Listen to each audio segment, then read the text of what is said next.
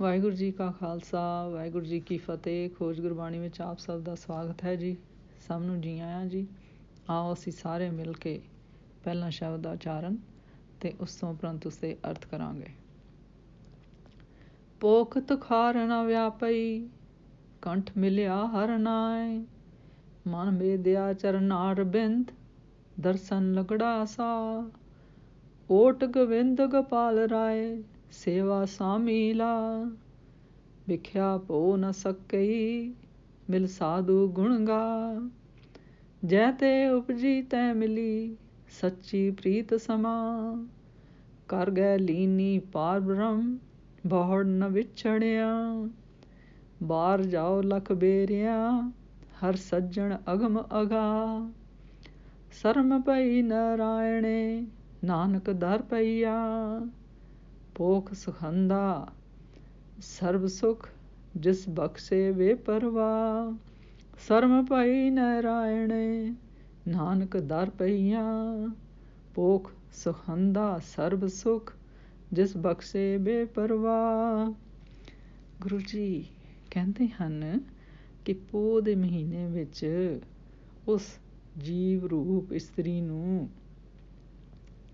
ਠੰਡ ਨਹੀਂ ਲੱਗਦੀ, ਜਿਸ ਨੂੰ ਹਰ ਰੂਪ ਮਾਲਕ ਗਲੇ ਨਾਲ ਲੱਗ ਕੇ ਮਿਲਿਆ ਹੋਇਆ ਹੈ ਜੀ।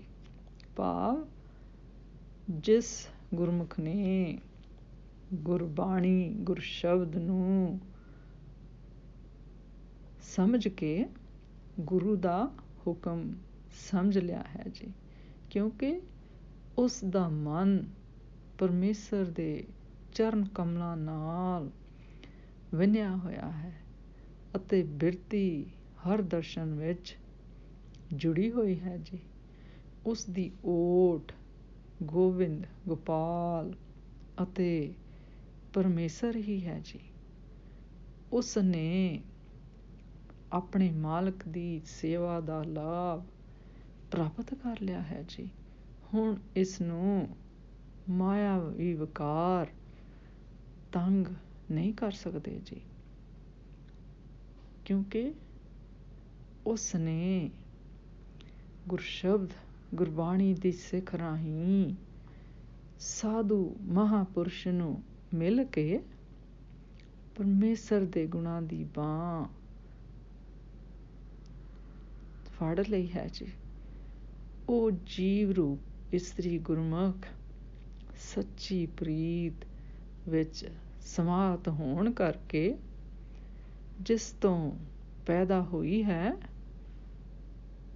ਉਸੇ ਵਿੱਚ ਮਿਲ ਜਾਂਦੀ ਹੈ ਜੀ। ਭਾਵ ਆਪਣੇ ਮੂਲ ਪਰਮੇਸ਼ਰ ਨਾਲ ਮਿਲ ਜਾਂਦੀ ਹੈ ਜੀ। ਜਿਸ ਦਾ ਪਰਮੇਸ਼ਰ ਨੇ ਹੱਥ ਪਕੜ ਲਿਆ ਹੈ ਜੀ, ਉਹ ਫਿਰ ਪਰਮੇਸ਼ਰ ਤੋਂ ਵਿਛੜਦੀ ਨਹੀਂ ਹੈ ਜੀ।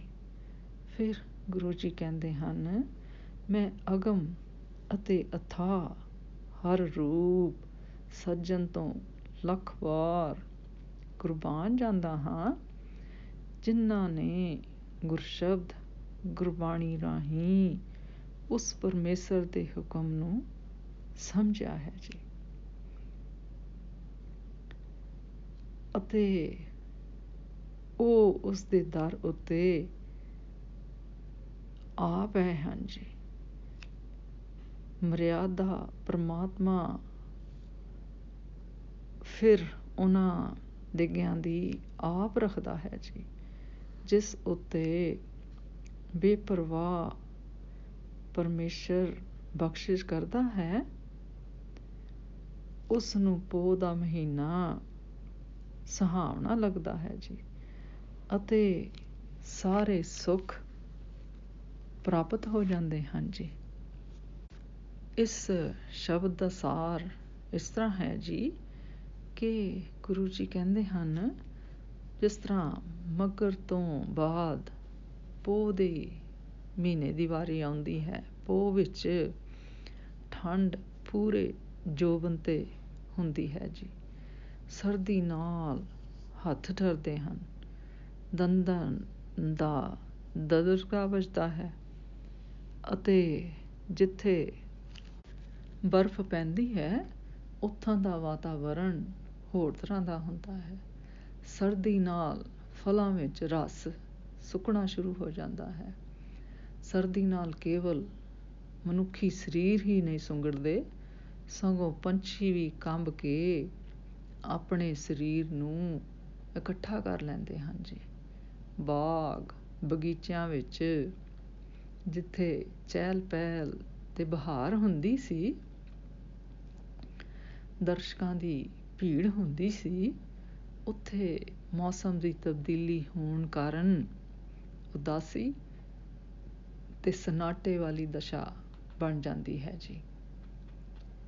ਗੁਰੂ ਜੀ ਕਹਿੰਦੇ ਹਨ ਕਿ ਇਸ ਭਾਵ ਅਨੁਸਾਰ ਗਰਮੀ ਤੇ ਸਰਦੀ ਦੀ ਰੁੱਤ ਦਾ ਅਸਰ ਹਰ ਇੱਕ ਜੀਵ ਉੱਤੇ ਪੈਂਦਾ ਹੈ, ਪਰ ਉਹ ਸੁਹਾਗ ਰੂਪ ਗੁਰਮੁਖ ਆਪਣੇ ਪਰਮਾਤਮਾ ਦੇ ਕੰਠ ਨਾਲ ਲੱਗੇ ਹੋਏ ਹਨ, ਜਿਨ੍ਹਾਂ ਦਾ ਮਨ ਗੁਰਸ਼ਬਦ ਗੁਰਬਾਣੀ ਪਤੀ ਪਰਮੇਸ਼ਰ ਦੇ ਚਰਨਾਂ ਕਮਲਾਂ ਨਾਲ ਪਰੋਤਾ ਜਾਂਦਾ ਹੈ ਜੀ। ਜਿਸ ਦਾ ਧਿਆਨ ਸਾਈਆਂ ਜਿਉਂ ਦੇ ਸੁਹਾਵਣੇ ਦਰਸ਼ਨਾਂ ਵਿੱਚ ਲੀਨ ਹੋ ਜਾਂਦਾ ਹੈ ਜੀ, ਉਸਨੂੰ ਹਾੜ ਦੀ ਗਰਮੀ ਜਾਂ ਪੋਹ ਦੀ ਸਰਦੀ ਨਹੀਂ ਪੋ ਸਕਦੀ ਜੀ, ਕਿਉਂਕਿ ਉਹ ਗੁਰਸ਼ਬਦ ਗੁਰਬਾਣੀ ਰਾਹੀਂ ਗੁਰੂ ਦੇ ਮਾਲਕ ਦੇ ਹੁਕਮ ਨੂੰ ਅਪਣਾ ਲੈਂਦੇ ਹਨ ਜੀ ਅਤੇ ਉਸ ਦੀ ਰਜ਼ਾ ਨੂੰ ਸਮਝ ਲੈਂਦੇ ਹਨ ਜੀ। ਜਿਵੇਂ ਸੂਰਜ ਚੜ੍ਹਨ ਨਾਲ ਸਰਦੀ ਅਲੋਪ ਹੋ ਜਾਂਦੀ ਹੈ, ਫਿਰ ਸਰਦੀ ਦਾ ਦੁੱਖ ਕਿਸੇ ਨੂੰ ਨਹੀਂ ਲੱਗਦਾ, ਇਸੇ ਤਰ੍ਹਾਂ ਜਿਹੜਾ ਜਗਿਆਸੂ ਗੁਰਸ਼ਬਦ ਗੁਰਬਾਣੀ ਰਾਹੀਂ ਆਪਣੇ ਹਿਰਦੇ ਵਿੱਚ ਗੁਰੂ ਦੇ ਚਰਨ ਵਸਾ ਲਵੇ, ਉਸ ਦਾ ਹੁਕਮ ਸਮਝ ਲਵੇ, ਫਿਰ ਉਸ ਨੂੰ ਕੋਈ ਦੁੱਖ ਦਰਦ ਨਹੀਂ ਆ ਸਕਦੇ ਜੀ। ਫਿਰ ਗੁਰੂ ਜੀ ਕਹਿੰਦੇ ਹਨ ਕਿ ਜਿਹੜੀਆਂ ਜੀਵ ਰੂਪ ਇਸਤਰੀਆਂ ਭਾਵ ਗੁਰਮੁਖ ਗੁਰਸ਼ਬਦ ਗੁਰਬਾਣੀ ਰਾਹੀਂ ਉਸ ਪਰਮੇਸ਼ਰ ਮਾਲਕ ਦਾ ਹੁਕਮ ਸਮਝਦੇ ਹਨ, ਉਹ ਆਪਣੇ ਪਰਮੇਸ਼ਰ ਪਤੀ ਨਾਲ ਪ੍ਰੇਮ ਕਰਦੀਆਂ ਹੋਈਆਂ ਉਸ ਦੇ ਹੁਕਮ ਨੂੰ ਸਮਝਣ ਲੱਗ ਪੈਂਦੀਆਂ ਹਨ ਜੀ। ਪਰਮੇਸ਼ਰ ਫਿਰ ਉਹਨਾਂ ਦੀ ਹਮੇਸ਼ਾ ਪੈਜ ਰੱਖਦਾ ਹੈ ਜੀ। ਸਰਦੀ ਕਾਰਨ ਭਾਵੇਂ ਪੋਹ ਦਾ ਮਹੀਨਾ ਔਖਾ ਲੱਗਦਾ ਹੈ, ਪਰ ਜਿਸ ਨੂੰ ਪਰਮੇਸ਼ਰ ਆਪਣੀ ਸਿਫਤ ਸਲਾਹ ਬਖਸ਼ ਦੇਵੇ, ਆਪਣੇ ਚਰਨ ਕਮਲਾਂ ਦਾ ਆਸਰਾ ਦੇ ਦੇਵੇ, ਉਸ ਲਈ ਪੋਹ ਦਾ ਮਹੀਨਾ ਸੁਹਾਗਣਾ ਵਾਂਗ ਹਰ ਪ੍ਰਕਾਰ ਦੇ ਸੁੱਖਾਂ ਨਾਲ ਭਰਪੂਰ ਹੁੰਦਾ ਹੈ ਜੀ। ਬਸ ਲੋੜ ਹੈ ਤੇ ਗੁਰਸ਼ਬਦ ਗੁਰਬਾਣੀ ਰਾਹੀਂ ਉਸ ਮਾਲਕ ਦੇ ਹੁਕਮ ਨੂੰ ਸਮਝਣਾ, ਗੁਰੂ ਦੇ ਚਰਨਾਂ ਦੇ ਵਿੱਚ ਆਉਣਾ ਅਤੇ ਉਸ ਦੇ ਹੁਕਮ ਵਿੱਚ ਹੀ ਰਹਿਣਾ, ਫਿਰ ਉਸ ਮਾਲਕ ਦਾ ਦੁੱਖ ਸੁੱਖ ਤੰਗ ਨਹੀਂ ਕਰਦਾ ਜੀ। ਸਾਨੂੰ ਲੋੜ ਤਾਂ ਪਰਮੇਸ਼ਰ ਦੀ ਬਖਸ਼ਿਸ਼ ਦੀ ਹੈ, ਇਸ ਲਈ ਪੋਹ ਦੇ ਮਹੀਨੇ ਵਿੱਚ ਜਿੱਥੇ ਸਤਸੰਗ ਕਰਨਾ ਹੈ, ਉੱਥੇ ਵਾਹਿਗੁਰੂ ਅੱਗੇ ਵਾਹਿਗੁਰੂ ਦੀ ਬਖਸ਼ਿਸ਼ ਲਈ ਅਰਦਾਸ ਵੀ ਕਰਨੀ ਚਾਹੀਦੀ ਹੈ ਜੀ। ਅੱਜ ਦਾ ਵਿਚਾਰ ਕਰਦਿਆਂ ਮੇਰੇ ਕੋਲੋਂ ਨੇਕਾਂ ਭੁੱਲਾਂ ਹੋਈਆਂ ਹੋਣਗੀਆਂ, ਉਸ ਵਾਸਤੇ ਮੈਂ ਖਿਮਾ ਦੀ ਜਾਚਕ ਹਾਂ ਜੀ। ਵਾਹਿਗੁਰੂ ਜੀ ਕਾ ਖਾਲਸਾ, ਵਾਹਿਗੁਰੂ ਜੀ ਕੀ ਫਤਿਹ।